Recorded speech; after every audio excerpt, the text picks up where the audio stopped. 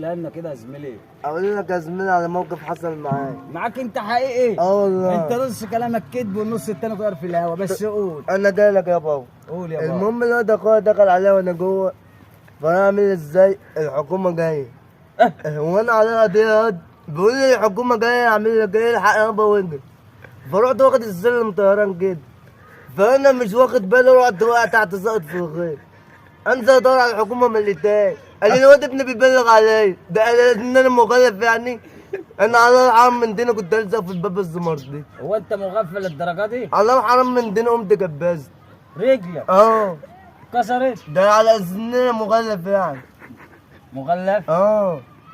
قول انت بقى الموقف ده اعمل ابني ايه؟